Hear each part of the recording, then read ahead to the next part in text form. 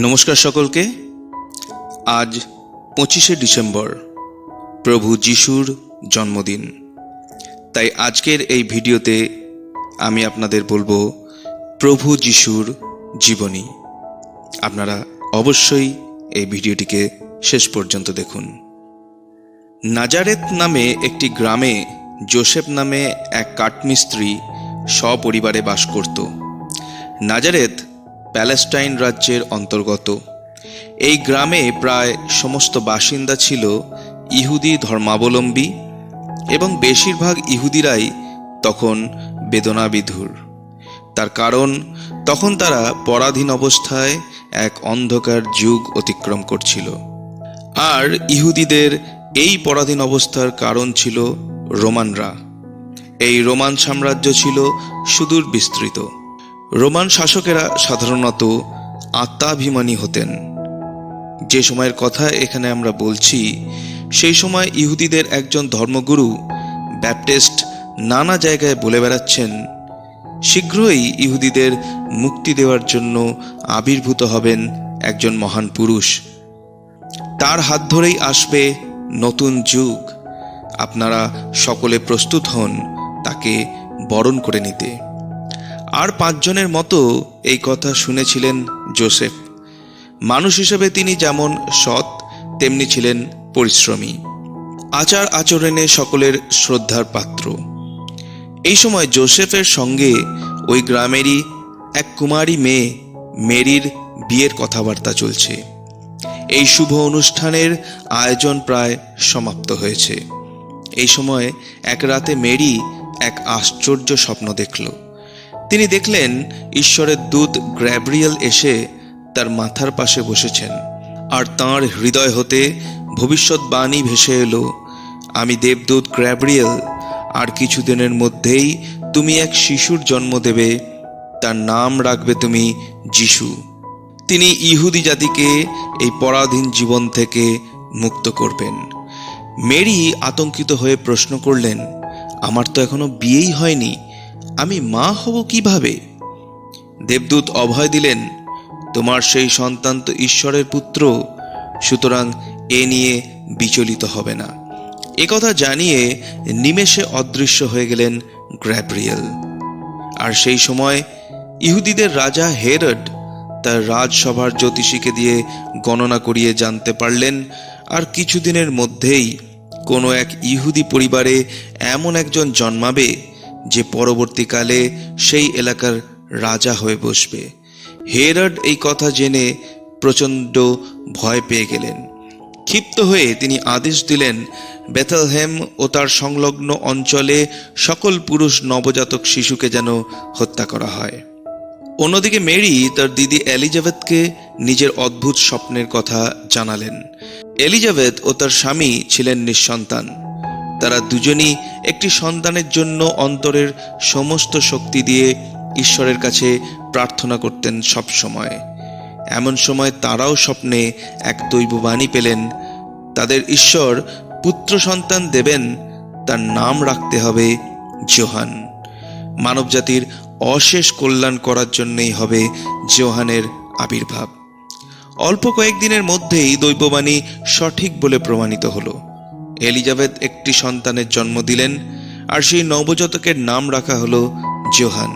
দিদির বাড়ি থেকে যখন নিজের বাড়ির দিকে ফিরে আসছেন, মেরি তখন অনুভব করতে পারলেন তিনিও সন্তান সম্ভবা। খবরটা যোসেফের কানে গেল। তিনি মনে মনে খুব আঘাত পেলেন।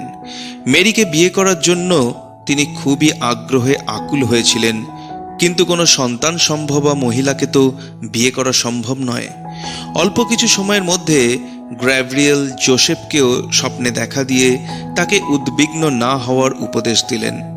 তিনি যোসেফকে বললেন, মেরি কুমারী ও পবিত্র, ঈশ্বরের ইচ্ছায় জাতির পরিত্রাতা ওর গর্ভে স্থান নিয়েছেন মাত্র।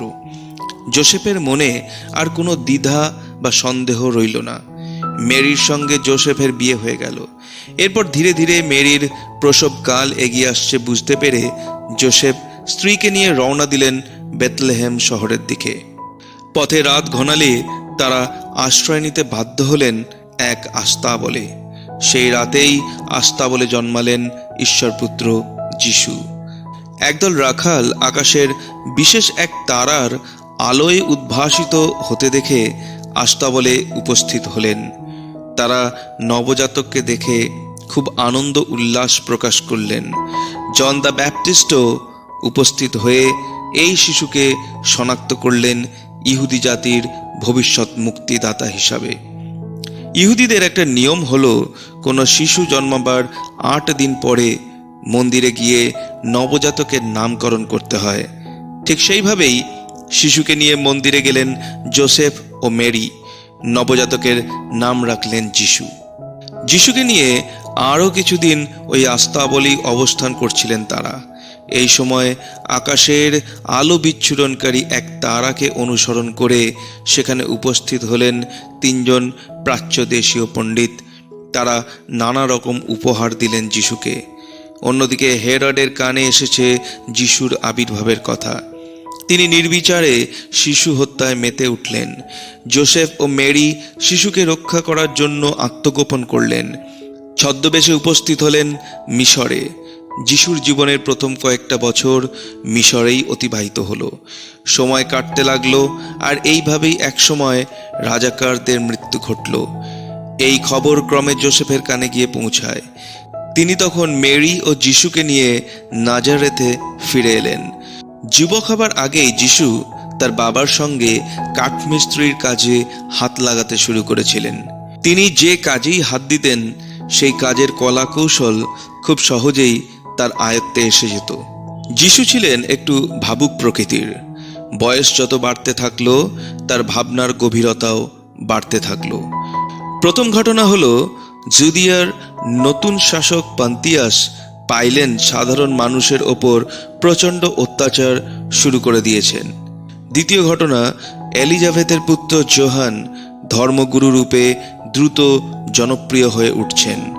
আগেই জানিয়েছি এলিজাবেথ ছিলেন দিদি, এবং তিনিও যোহানের জন্মের আগে দৈববাণী শুনতে পেয়েছিলেন। এই সময় যিশু যোহানের সঙ্গে দেখা করার জন্য উদ্গ্রীব হয়ে ওঠেন। জর্ডান নদীর তীরে দুজনের সাক্ষাৎ হয়।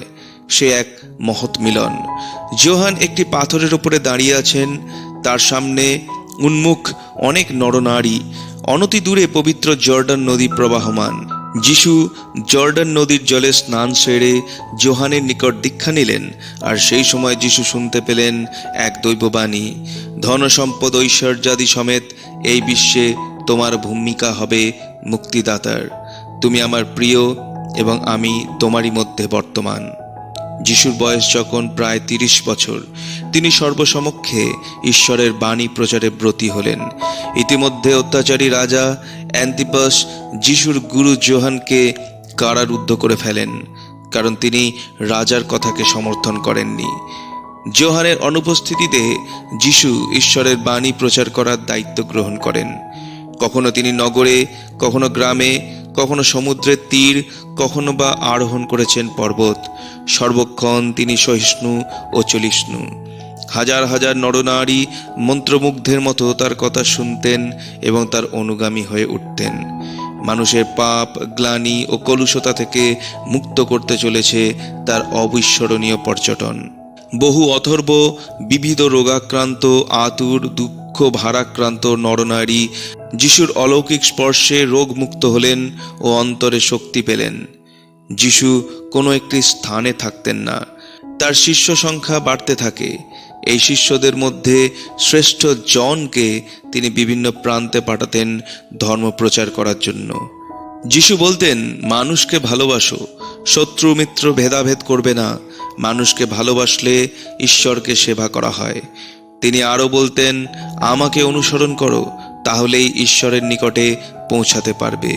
অন্যায় ও পাপ করা খুব সহজ, ভালো কাজ করে সৎ থেকে স্বর্গে যাওয়া তুলনামূলকভাবে অনেক কঠিন।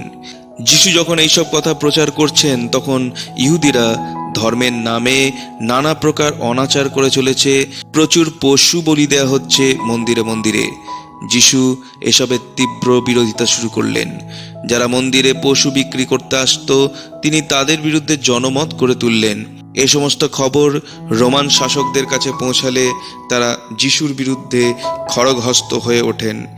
এরকম অবস্থায় কিছু মানুষ নিজেদের সংগঠিত করে বিদ্রোহ ঘোষণা করেন।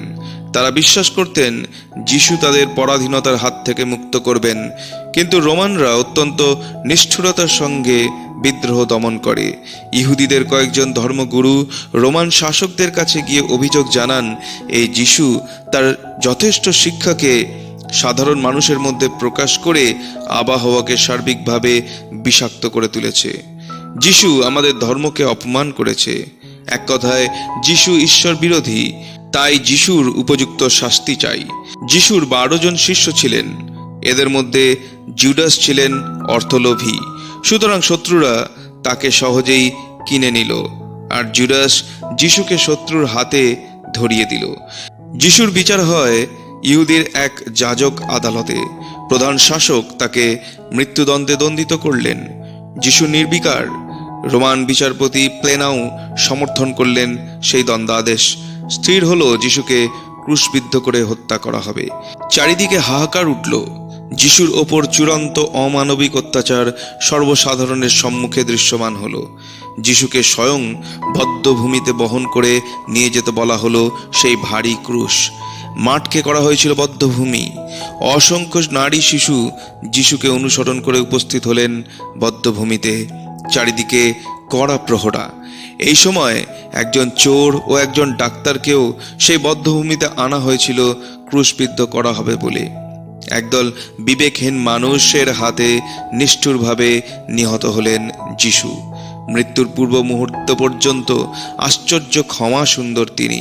সকলের দুঃখ নিরসন করতে এসেছিলেন তিনি। অবশেষে শারীরিক যন্ত্রণা ভোগ করে চলে গেলেন। মৃত্যুর সময়ের সেই মুহূর্তগুলিতে ঈশ্বরের নিকট তার আন্তরিক প্রার্থনা, ঈশ্বর, এরা জানে না কি করছে, তুমি এদের ক্ষমা করো। যিশু খ্রিস্ট মৃত্যুঞ্জয়ী। তার বাণীতে রয়েছে মানব মুক্তির প্রকৃত সন্ধান। বিশ্বের 1/3 মানুষ আঁকড়ে ধরে আছে তার বাণী। এই অনুসরণকারীরা খ্রিস্টান রূপে পরিচিত। এই ছিল যিশু খ্রিস্টের জীবনী। ভিডিওটি ভালো লাগলে অবশ্যই এটাকে একটা লাইক করবেন। চ্যানেলে নতুন এসে থাকলে চ্যানেলকে সাবস্ক্রাইব অবশ্যই করে নেবেন। ধন্যবাদ।